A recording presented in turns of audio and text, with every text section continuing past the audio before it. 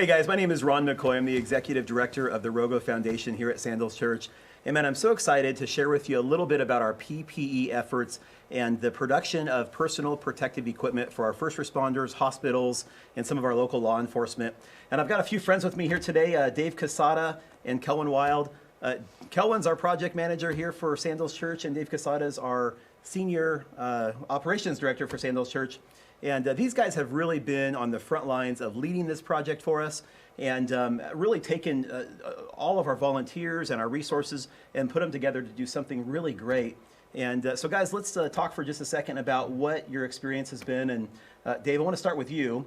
I want to ask you, could you tell us a little bit about how this got started and how we pulled all this together? I mean, it's a pretty big project. Yeah, man, I'd be happy to. It was, thanks for asking.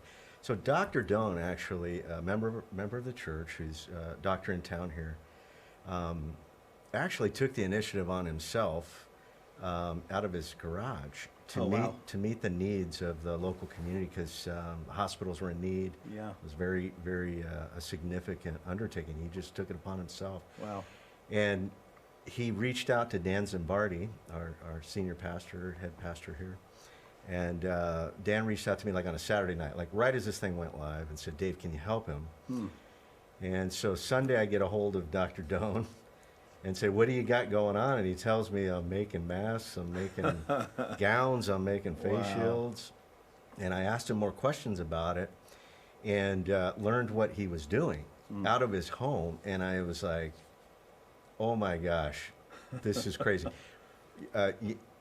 But I took the opportunity to hear what he was saying, and then I connected with a company locally, Collins Aerospace, who's a local aerospace company, part of the United Technologies companies, now Raytheon. But they had capacities there that I was aware of, and reached out to a buddy of mine, Wes Glaze, and Larry Strand, who's a plant manager, and I got a hold of them and said, can you help us? Wow. And they said, absolutely. So I traveled to, I first went to Dr. Doan's house to actually observe what he was doing, got the materials up so that I could take that information back to this aerospace company. Yeah. Because they have a lot of, of things they need to be able to do this type of stuff. Sure. And so we went in, met with their director of engineering, materials manager, Mark Hinkle, Tony Reed, and we went through on Monday. So this is literally 2 days later, on Monday. Yeah. We are looking at, can you guys help us cut these filters? Can you help us cut these gowns? Can you help us cut these masks? And they said, yeah.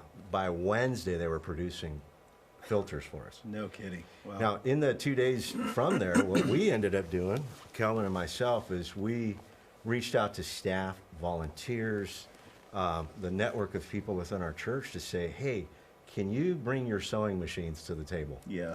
And we had over 30 people volunteer. Wow. And by Wednesday, we had material come in. We were kitting it up here, KELWYN and team here, our facilities team, great team of guys, kitting it up. We established a drive-through drop-off and pick-up, and they were out getting things sewn. They would sew it about 80% complete, and then we would take those components, they were sub-assemblies if you call it that, and we'd take it to Dr. Doan's house again, where he had a special sewing machine to actually finish the N95 mask, which was quite awesome. Wow. And while they were doing that, then KELWYN and I are now looking at gowns going, how do we make that? And so we built and we purchased some equipment, some plastic welding machines, and we created a manufacturing line here in-house, and we started manufacturing gowns.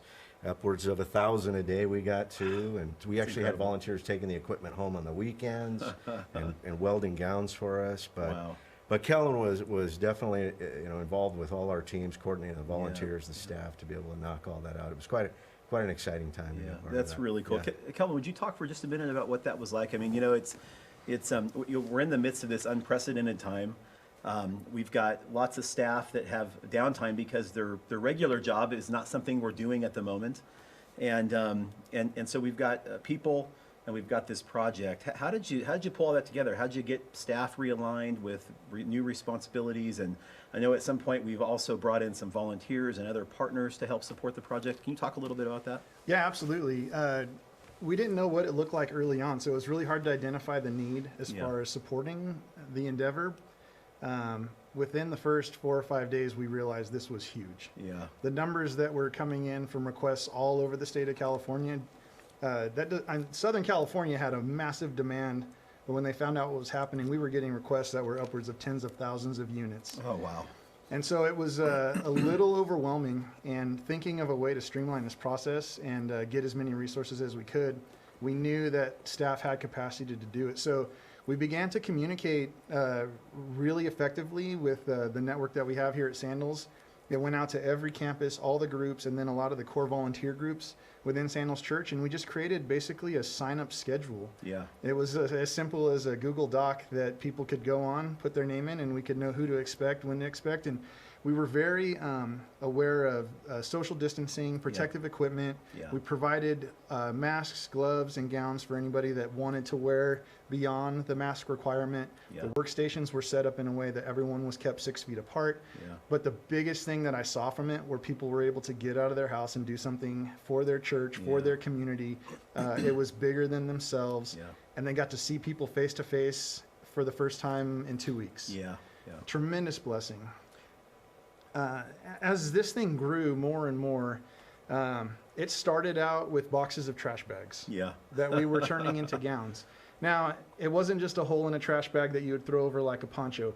This was a very well and thoughtfully designed gown that is equivalent to something that's medical grade. Obviously, we couldn't certify it, but we had a clean warehouse space. We had clean work surfaces. Yeah.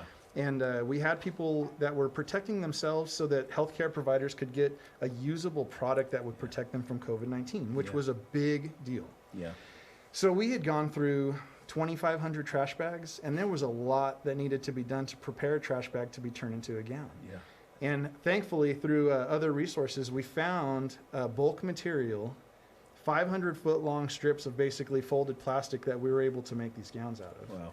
By the end of it, we had gone through 80 cartons of this plastic, so 40,000 feet Wow. of this plastic. Wow. I think our number reached about 15,000 gowns at the very end. Wow. But volunteer-wise, two incredible things happened that I was able to witness. One, and this gentleman, he was very humble and adamant about not getting any acknowledgement for what he did. But Glenn is the owner of a local electrical company here in town, a very well-known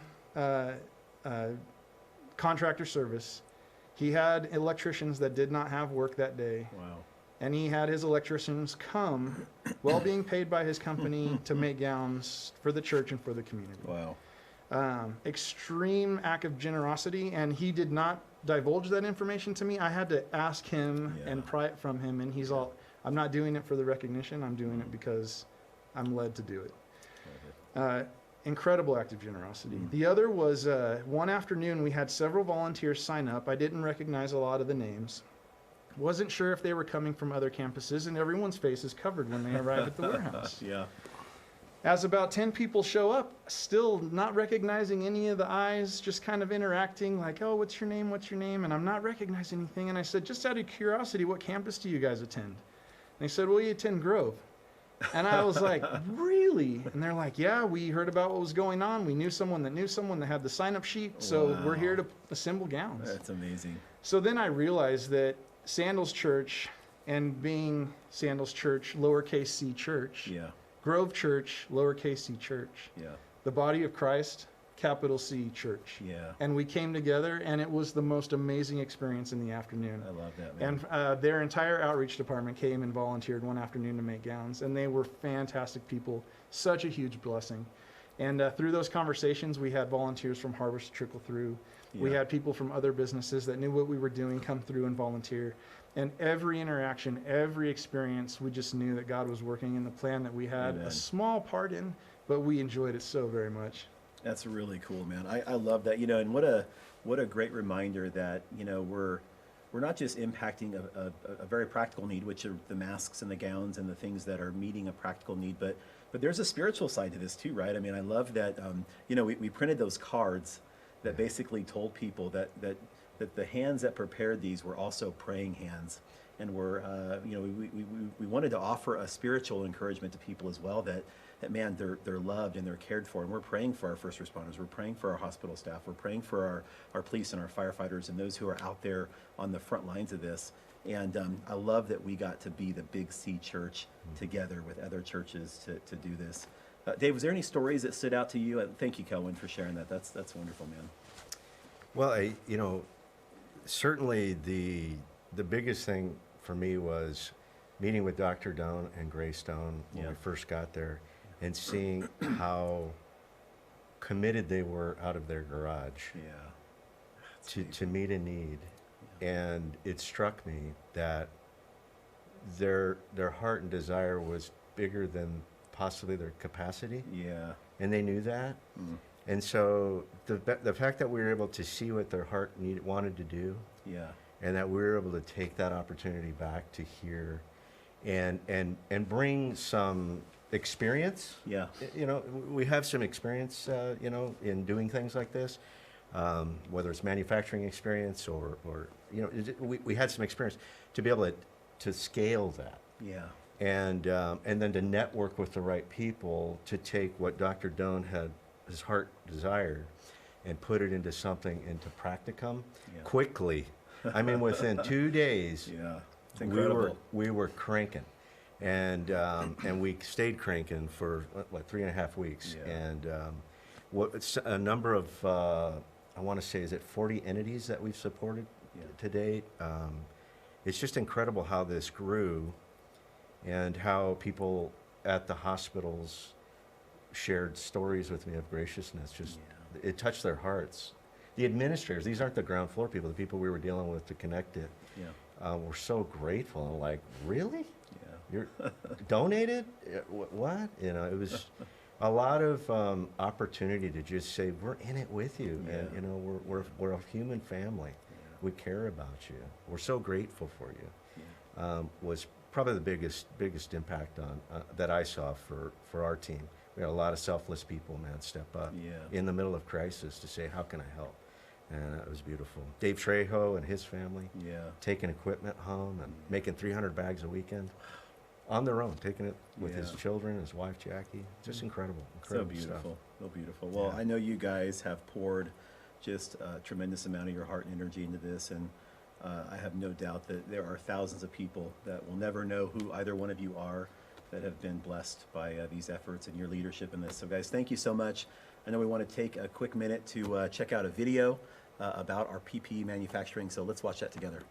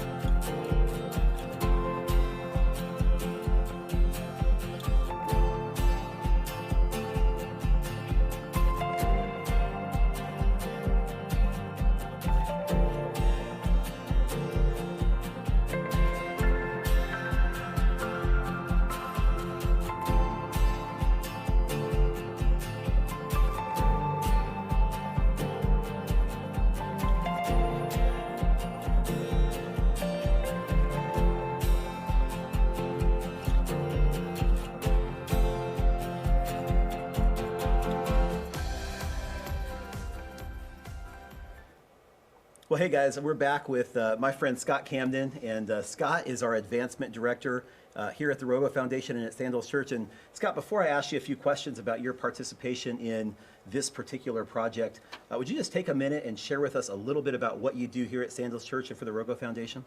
Yeah, I'd love to. Thank you. On the end, for Sandals Church, really what I get to engage in is matters related to stewardship. So I get to spend time engaging with those who are stewarding well or are looking into how to steward well their time, their treasure, and their talent here in the local church.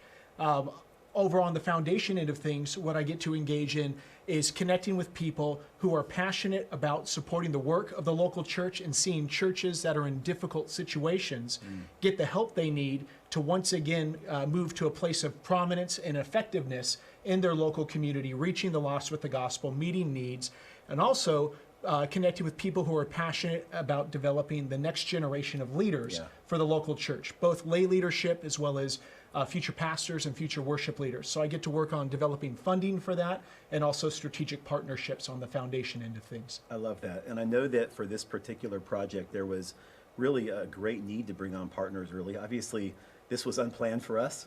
And so, you know, really figure out how to go out to the community and share with this opportunity with people was really important for this project. You want to talk a little bit about the folks you approached and their response to supporting this particular project? Yeah, you know, very early on, I got excited when I was looped in on the direction we were going with this PPE effort. You know, the realization of this need in our local area and really nationally, but specific to our Southern California area and the Inland Empire, this need and the opportunity for our church to engage in meeting that need. And I started to consider, okay, how can I help? Who do I know? Because it's never been about what I can do. It's always been who I know. Sure. I started to realize that, you know, for the last year, I've been able to connect with people who love what God is doing in and through our church, and they love what our church is doing in our community. And I've been able to develop a lot of relationships. And in time, as I develop relationships with people and people who represent organizations, I begin to learn about what they're passionate about, the types of opportunities they like to engage in. And I also have an ability, because of the relationships, to gauge maybe where they're at, if they're looking for stuff or if it's really not the right time. Yeah. And so as I was approached with this opportunity to help really with partnerships and with funding, I started to pray about and think through, okay, who do I know? Lord, who can I go to? Who can I start to have these conversations with? And there was a handful of people that are a part of Sandals Church that I knew right away. Hey, I can at least start to talk about what we're beginning to engage in. And if they're interested, they're going to let me know. Yeah. And with a number of these people, very quickly, they said, I want to help. I don't have time, but I've got finances that I can give to this. Yeah. Will that help you? I'm like, yes, yes, it will help us. And beyond that, I started to think through who else do we know in the community who's passionate about our community, who loves Riverside, who loves the Inland Empire, who is already doing great work here, who might want to maybe pour a little bit of gas on the fire that we have. Yeah. And we know the team that leads and the individual that heads up Giverside. And I was able to reach out to her, to Leah, and talk to her about what we're doing, the opportunity to meet these needs, the local work that we were doing. She has such a heart for Riverside, and to share what we're doing here. And right away, she jumped at the opportunity to both support the work we're doing, but to also be a connector. She wanted to open up the doors to places that we didn't even know about. Yeah. And so she reached out to a friend of hers at the Magnin Foundation here locally, and I was able to connect with the gentleman there. Took some time to kind of grow in relationship, to talk a little bit about who we are, for him to probably do a little bit of research on us.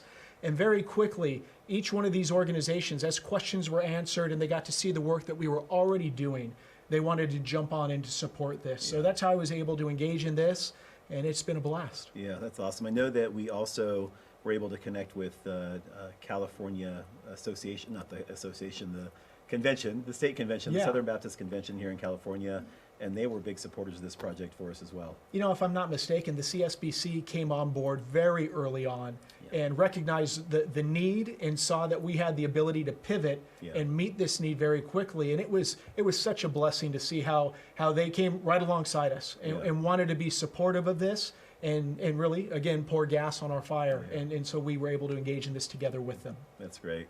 Scott, were there any stories that really stood out to you as you talked with people and you shared with people what we were doing? Does anything come to mind for you? I think, you know, a few things. One was the realization around the great need that we had in our area, and that it wasn't exclusive to just hospitals. Yeah. You know, that we started to have rehab facilities, that we started to have nursing homes reaching out to us, all different variations of medical professionals, ambulance companies that were reaching out to us asking for help.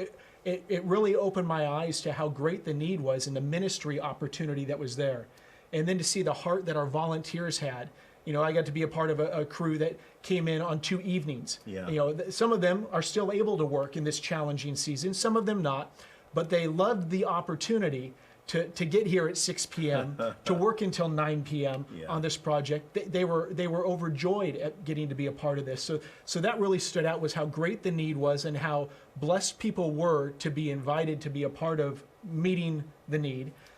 Beyond that, I think another thing that stood out to me was the joy with our partners as they got to see what was going on and they got to be a part of it, to see the needs being met. They were just so excited to be able to be a part of it as well. Yeah, love that, man. And I know that you spend a lot of time really preparing for the future and what's to come for the foundation. You want to talk with people a little bit about what that looks like for you and the kinds of things that we prepare for on the horizon in the future.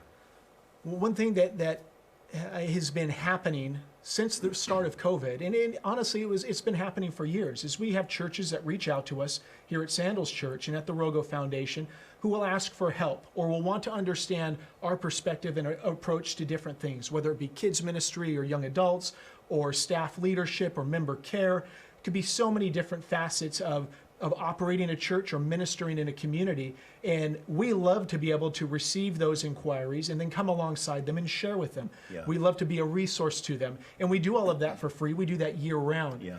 But in this season, conversations shifted. And sometimes it was just new areas of ministry where people were looking for help. But we've gotten an increase, and you've been fielding a lot of these calls and responding. Yeah. But churches that are reaching out to us because just like the work we do outside of COVID, which is connecting with churches that are in a struggling situation, sometimes they begin to talk to us about what it looks like to merge. We're seeing a bit of an increase in the season now where churches are realizing that, hey, we're struggling. Giving is so far down that we don't know if we're going to be able to continue on. We don't want to sell the property and have it turn into condos, a parking lot, you name it. We'd love to see ministry work continue on, but we're starting to question if we're the ones to engage in that future work or if it's maybe through some type of partnership. Yeah. And so right now it's working to position ourselves well so that we can continue to have these conversations and that we're positioned, if the Lord opens up the door for us to begin a talk around a merger, that we are positioned well both in staffing and volunteers as well as financially to be able to engage in this. Yeah. That's great, man. Well, look, I know that so much of the work you do is behind the scenes, but projects like this would not be possible without your persistence, your effort, and you just manage relationships so well. So we're so blessed to have you on staff here at Sandals Church and at the Rogo Foundation, and just tremendously thankful for the work that you do here. So thank you so much, Scott. Thank you. And if I could, I'd love to share with our audience, if you are passionate about developing leaders, if you are passionate about developing the next generation of lay leaders or pastors or worship leaders, or if you'd love to see churches revitalize and move back to a place of prominence and to a place that is thriving and changing their local community, they can do that by investing in the work of the foundation. And you'll see on the bottom of the screen, there's a web address. It's rogofoundation.com/support. You're able to learn more about what we do there and also give in support of that if you feel called to do that. Yeah, thank you so much, Scott. Appreciate it. Guys, I want to introduce to you another friend of ours here at Sandals Church and the Rogo Foundation. It's Dr. Doan. You heard Dave talk about Dr. Doan just a few minutes ago, and Dr. Doan's been an incredible partner for us. He has led medical missions to Vietnam. He has literally brought hundreds of people over and served tens of thousands of people in local communities all over Vietnam. He's a great friend of Sandals Church and a great partner. We love him dearly here. And so let's check out this interview with Dr. Doan right now. Let me just start off with the first question. We kind of got into it, but I was interested when I heard everything that was happening and just the project of making some medical supplies from home and hearing that you and your wife started it. I was really amazed by that because it just sounded like really grassroots and creative. And I wanted to know from your standpoint, what inspired you to take action, start doing that work and putting together medical supplies?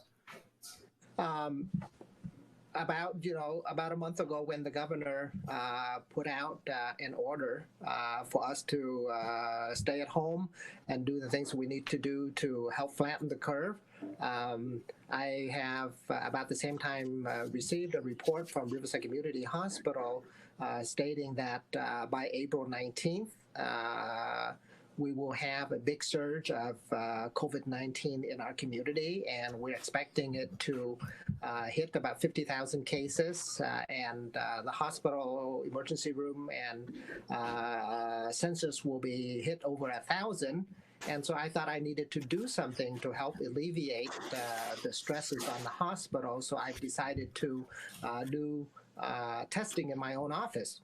And in order for me to do the testing, I have to have some equipments to wear, and I don't have anything in the office. So I went looking for it, and I couldn't get any. So I said that, well, I need to do this for myself and also for the community. And you guys said you were working in your garage, right? Was it you and your wife just had a production line in your garage? Yeah, mainly it's my wife.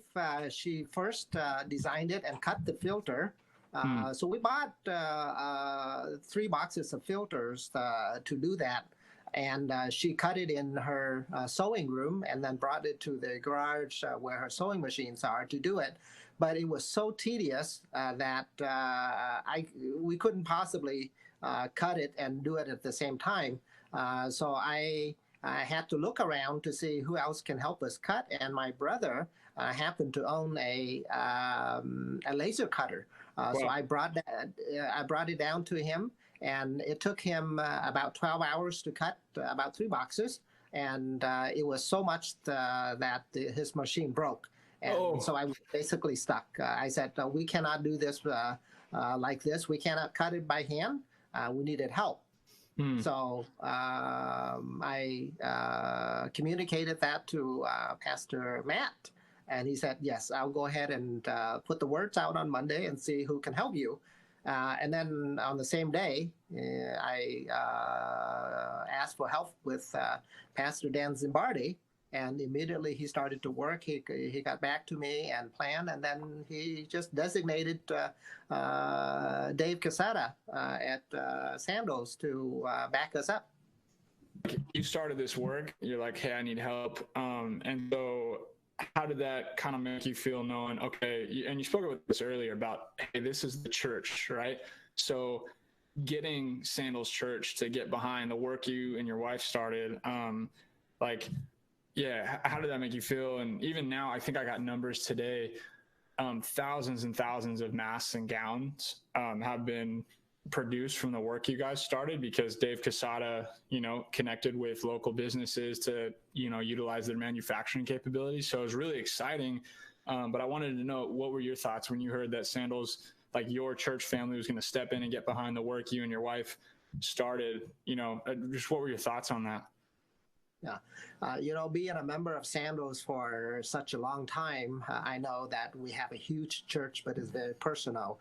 And a lot of our staff, our pastors, really care deeply about what happened in our community. So when I felt I needed the help, the first organization that I wanted was through our church, because this is just what our church does in our community.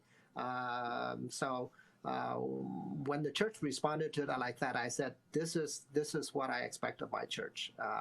And I know that I can count on my church to help through this most difficult time.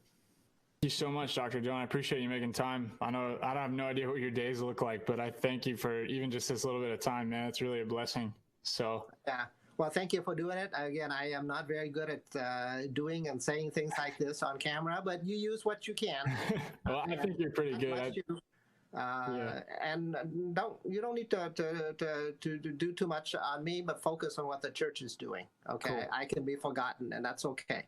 For sure. Cool, man. Cool. Well, hey, God bless. Thank you so much, Dr. Don. Okay. Take care. Right. God bless. Take care. You too. Bye-bye. Bye.